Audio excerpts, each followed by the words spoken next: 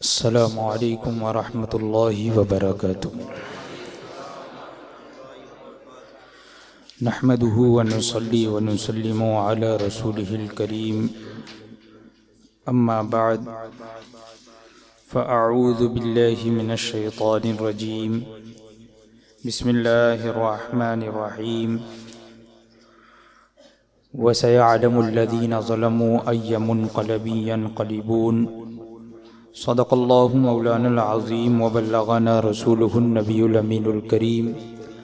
ونحن على ذلك لمن الشاہدین والشاکرین والحمد للہ رب العالمین۔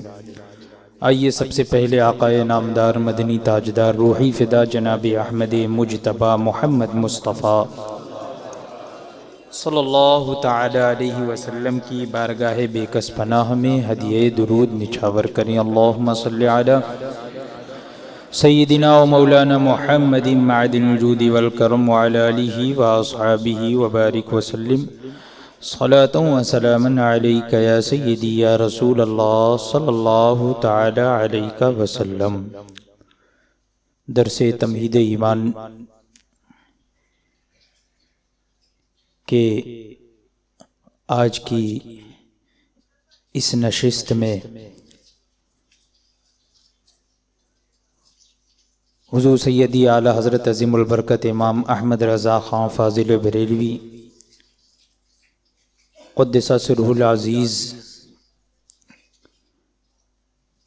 کا فرمان جو آپ نے مشہور زمانہ کتاب تمہید ایمان بآیات قرآن میں فرمایا، تو گزشتہ درس میں نے آپ حضرات کے سامنے یہ عرض کیا تھا کہ جو غیر ہیں، جو بہانے بنانے والے ہیں، وہ ایک طرح کا مکر پیش کرتے ہیں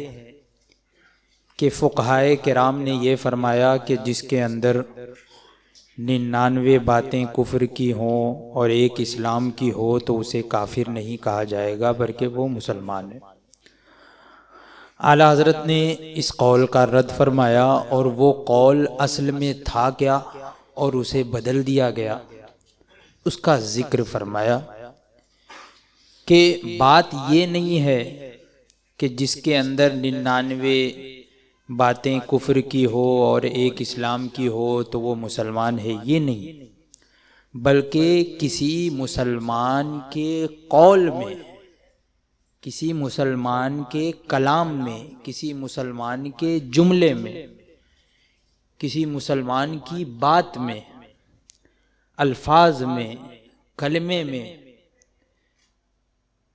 کوئی ایسا کلمہ کہ جس کا مفہوم اور معنی کفر کا بھی ہو سکتا ہے اور اسلام والا معنی بھی اس میں لیا جا سکتا ہے، کوئی ایک لفظ ایسا ہے تو مسلمان کی زبان سے چونکہ وہ صادر ہوا ہے تو حسن ظن رکھتے ہوئے کہ مسلمان کبھی کفر کا کلام نہیں کر سکتا، تو حسن ظن رکھتے ہوئے اسے کافر نہیں کہا جائے گا، یعنی یہ اچھا گمان رکھا جائے گا کہ وہ مسلمان ہے تو وہ والا معنی نہیں لیا ہوگا جو کہ کفریہ معنی ہے، بلکہ اسلامی معنی اس نے اختیار کیا ہوگا اور یہ جملہ اسلامی معنی میں اس نے ذکر کیا ہوگا۔ تو یہ فقہائے کرام نے یہ فرمایا، اور اس کو غلط طریقے سے پیش کر دیا گیا، اور عام طور پہ آج کل بھی بہت زیادہ مشہور ہے یہ بات کہ کلام کی بات چل رہی تھی، ایک جملے کی بات چل رہی تھی کہ اس کے اندر بہت سارے معنی ہوں، مطالب نکل سکتے ہوں، اور کفر کی طرف بھی جاتا ہو، اسلام کی طرف بھی جاتا ہو تو اسے کافر نہیں کہا جائے گا۔ تو اس کو ان لوگوں نے یہ ذکر کر دیا کہ کسی شخص کے اندر اگر کفر کی 99 باتیں ہوں اور ایک اسلام کی ہو تو اسے کافر نہیں کہیں گے بلکہ مسلمان۔ دیکھیے کتنا غلط ہو گیا۔ اس سے پہلے مثال بھی پیش کی اعلیٰ حضرت نے، وعلیکم السلام، کہ جیسے کہ کوئی 5 وقت کی نماز پڑھے اور پھر مندر میں جا کر جو ہے وہ وہاں پر مورت کے آگے جو ہے اپنا ماتھا بھی ٹیکے، تو کیا اب ایک اسلام والی بات ہے، یعنی نماز بھی پڑھ رہا ہے تو اسے کافر نہیں کہا جائے گا؟ یہ بات نہیں ہے، تو اس کو غلط طریقے سے کہا گیا۔ تو حضور سیدی اعلی حضرت نے اسی قول کی تشریح فرمائی اور حوالوں کے ساتھ بہت سے حوالے آپ نے پیش کیے کہ وہ قول ہے کیا کہ کسی کے جملے میں، کسی کے کلمے میں اگر 99 پہلو احتمال اس معنی کی طرف جاتا ہے کہ وہ کفر ہے، اور ایک معنی، ایک احتمال یہ ہے کہ نہیں وہ معنی، وہ مفہوم جو ہے وہ اسلام کی طرف جاتا ہے، تو اسے کافر نہیں کہا جائے گا۔ یہ کلمے کی بات ہے، کسی شخص کی بات نہیں کہ کسی شخص کے اندر یہ چیزیں پائی جاتی ہیں۔ تو اعلی حضرت فرماتے ہیں کہ شرح فقہ اکبر میں ہے، عربی عبارت ہے کہ قد ذکروا ان المسألة المتعلقة بالکفر اذا كان لها 99 احتمالا للکفر، کہ فقہائے کرام نے یہ ذکر کیا ہے کہ اگر کوئی ایسا مسئلہ جو کہ کفر سے تعلق رکھتا ہے، اذا کان لها 99 احتمالا للکفر، اس طریقے سے کہ جب کہ اس کے 99 احتمال کفر کے ہوں، یعنی کوئی ایسا جملہ ہے جس میں 99 احتمال کفر کے ہوں، وَإِحْتِمَالٌ وَاحِدٌ فِي نَفِيهِ، اور ایک احتمال کفر کی نفی کرتا ہو، یعنی اسلامی معنی اس سے مراد لیا جا سکتا ہے، ایک معنی بھی اگر مراد لیا جا سکتا ہے، فَالْأَوْلَى لِلْمُفْتِي وَالْقَاضِي أَن يُعْمَلَ بِالْإِحْتِمَالِ النَّافِي، تو مفتی اور قاضی کے لیے یہ بہتر ہے کہ وہ اس نفی والے احتمال پر عمل کرے، یعنی فتویٰ دے تو وہ مسلمان اسلامی احتمال جو ہے اس پر فتویٰ دے، یعنی اس کو کافر نہ کہے، کسی مسلمان کو اس بنا پر کافر نہ کہے اگر ایک احتمال بھی نکل سکتا ہو۔ بات سمجھ میں آئی؟ فرماتے ہیں فتاوی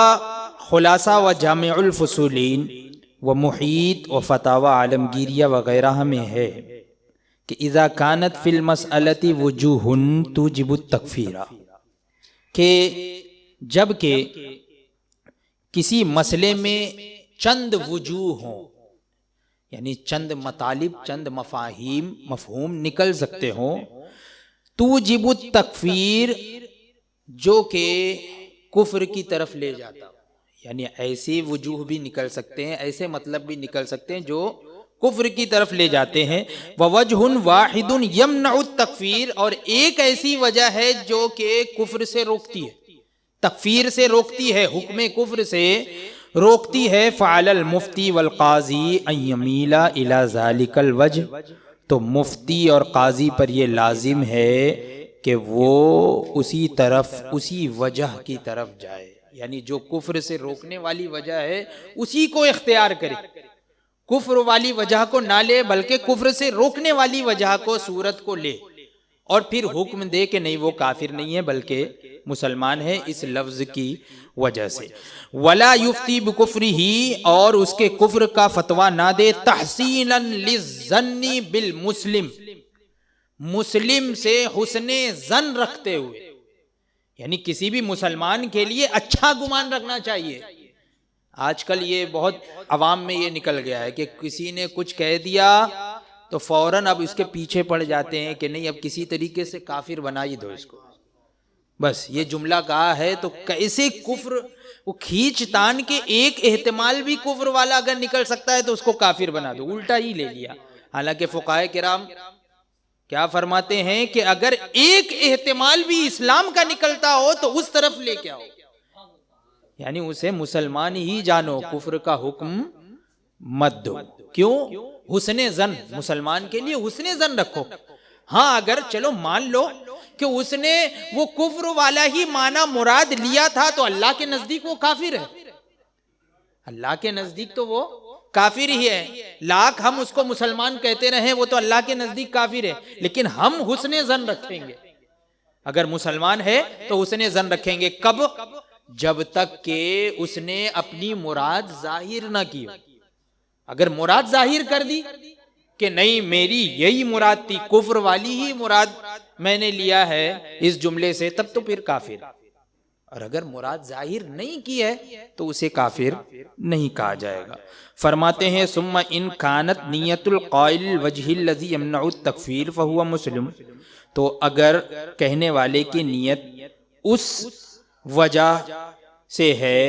یعنی کہنے والے کا قول جو ہے وہ اس صورت کی طرف جاتا ہے جو کہ کفر کا حکم دینے سے روکتا ہے، فہو مسلم، تو مسلمان ہے۔ وَإِن لَّمْ يَكُنْ،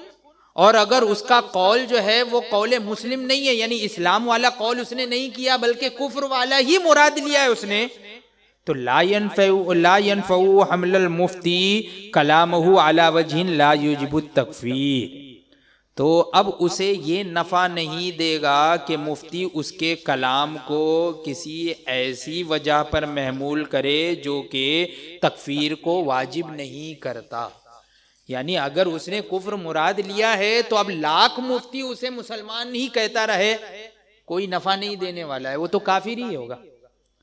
وہ تو کافر ہی رہے گا اگر اپنی مراد ظاہر کر دے۔ فرماتے ہیں اسی طرح فتاوی بزازیہ، بحر الرائق، مجمع الانہر اور حدیقہ ندیہ وغیرہ میں، تاتار خانیہ، بحر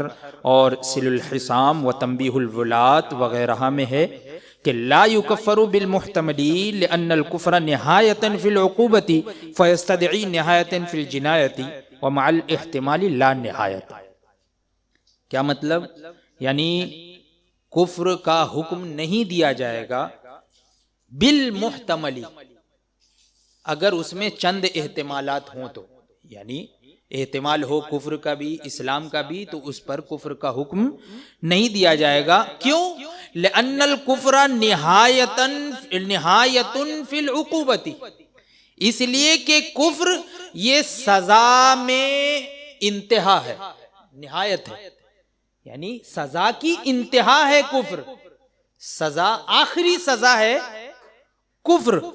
فیستدعی نہایۃ فی الجنایۃ، تو کفر کا حکم اس جرم میں لگایا جائے گا کہ وہ جرم کی بھی انتہا ہو۔ وعلیکم السلام۔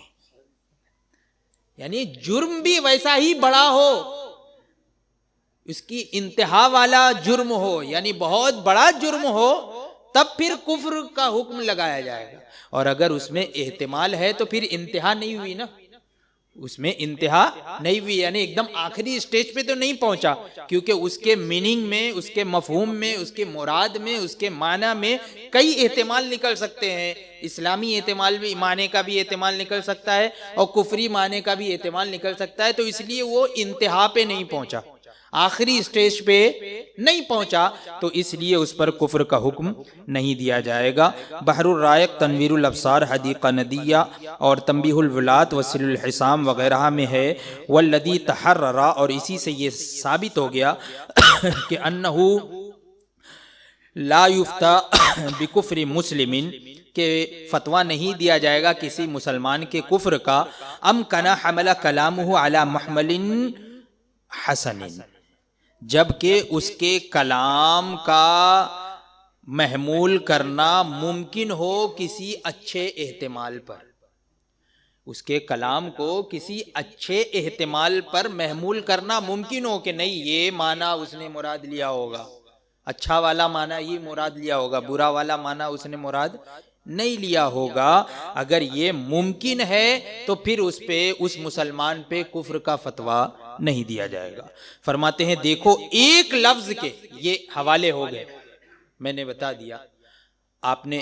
پوری بات نہیں سمجھی ہوگی تو کچھ تو سمجھ لیا ہوگا کہ یہاں پہ کیا بتانا چاہ رہے ہیں، کہ بات اصل یہ چل رہی ہے کہ کسی جملے، کسی کلمے میں چند احتمال ہو۔ احتمال کا معنی یعنی اس کے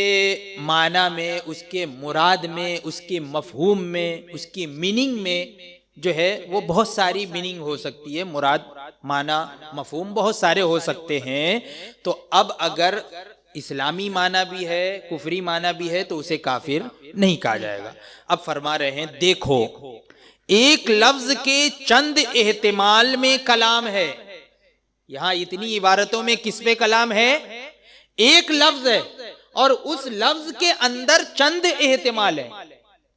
یہ نہیں کہ ایک شخص کے اندر جو ہے وہ کفر کی 99 باتیں ہوں اور ایک اسلام کی باتیں ہوں تو وہ مسلمان ہی ہے کافر نہیں ہے، نہیں، بلکہ کسی مسلمان کے ایک لفظ کے اندر چند احتمال میں کلام ہے، نہ کہ ایک شخص کے چند اقوال میں، یعنی ایک شخص کی چند باتوں کی بات نہیں چل رہی ہے بلکہ ایک ہی لفظ کے اندر چند احتمال کی بات چل رہی ہے۔ مگر یہودی بات کو تحریف کر دیتے ہیں، یعنی جس طریقے سے یہود و نصارہ تحریف کرتے ہیں نا،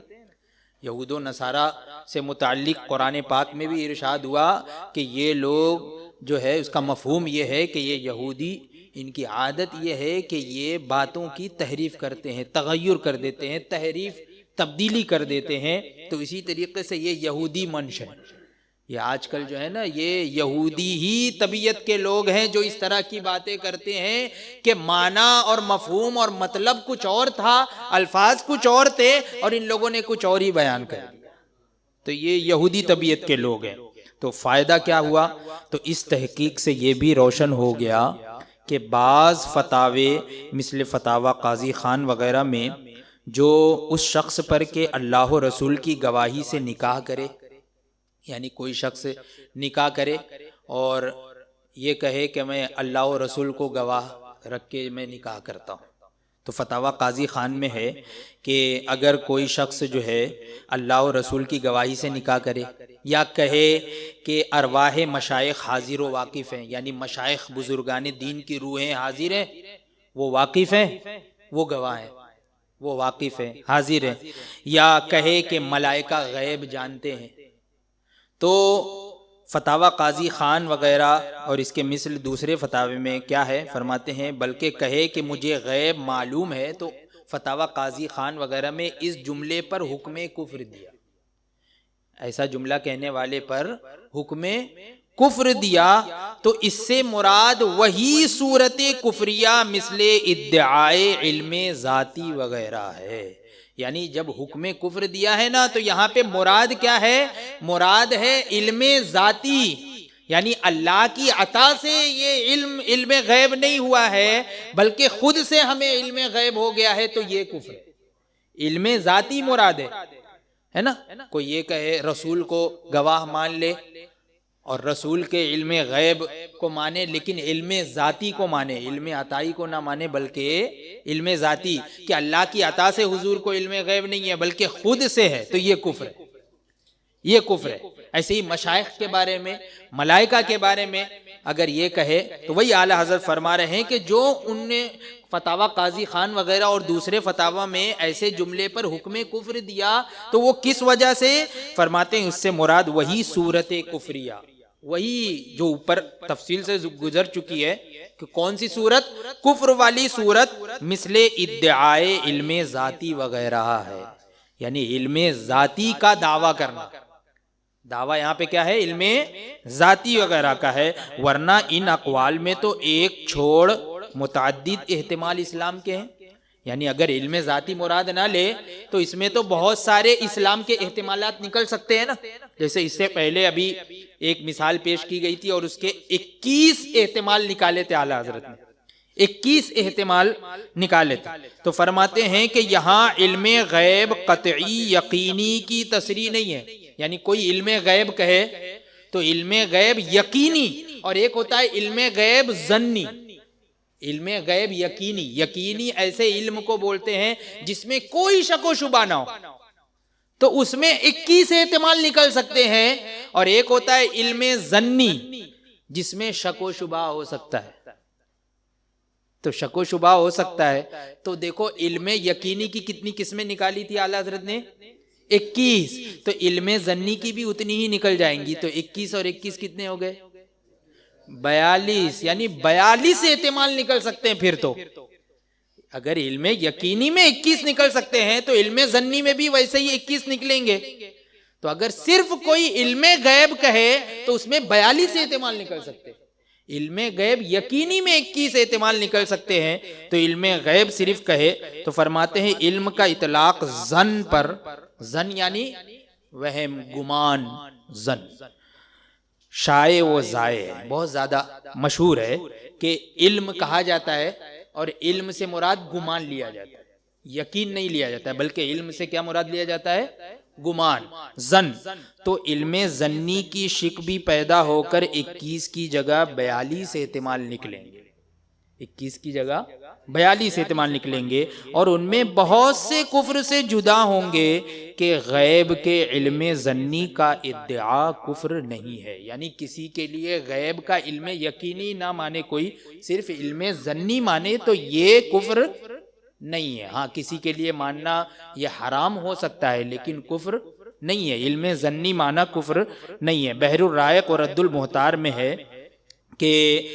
علماء من مسائلہم، ہونا یہاں ان مسائل سے یہ جان لیا گیا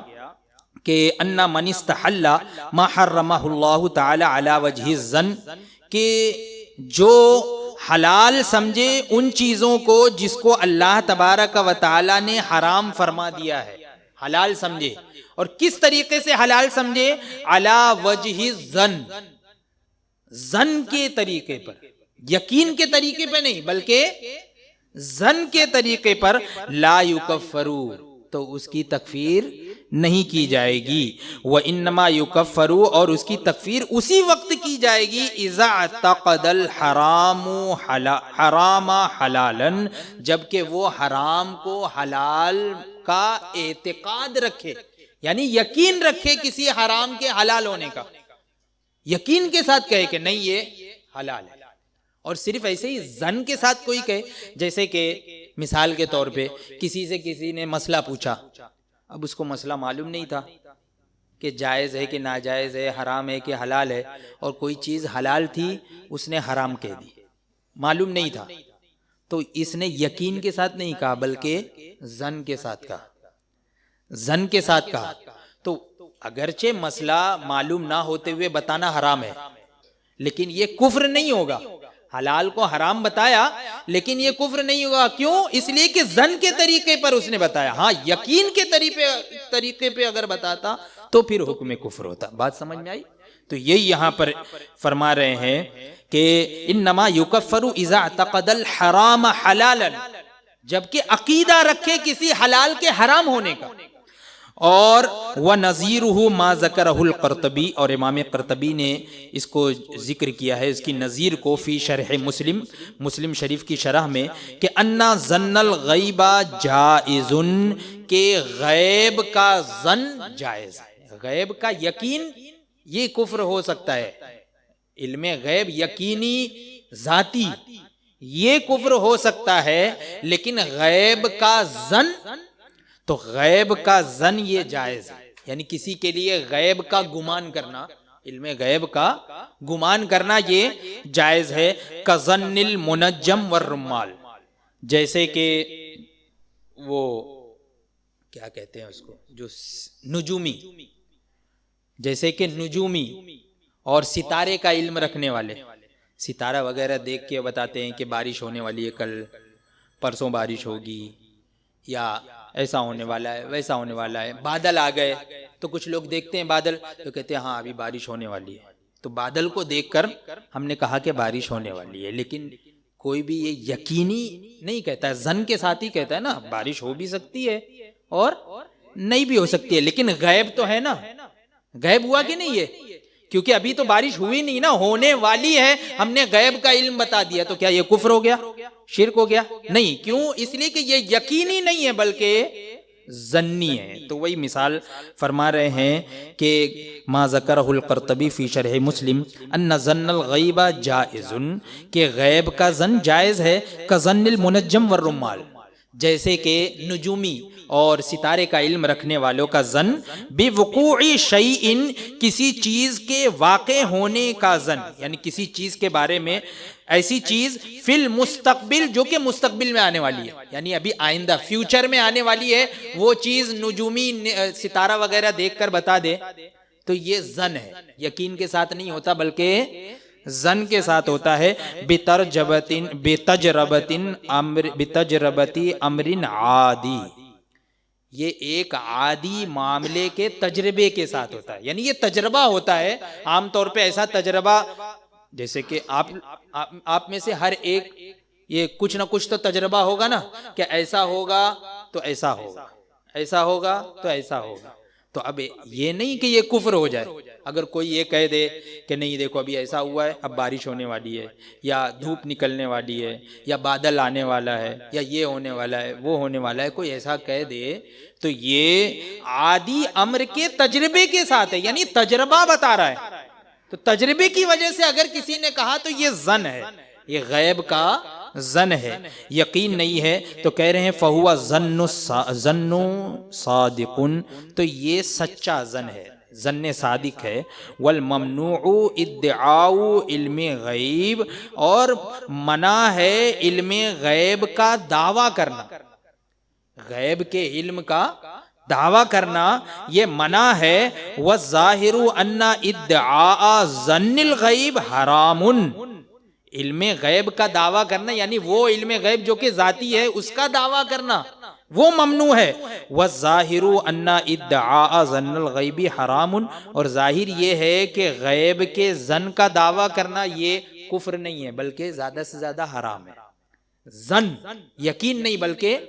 ظن کا دعویٰ کرنا یہ کیا ہے؟ حرام ہے. لا کفر، کفر نہیں ہے، بخلاف ادعاء العلم، برخلاف علم کے دعویٰ کرنے کے الی آخری.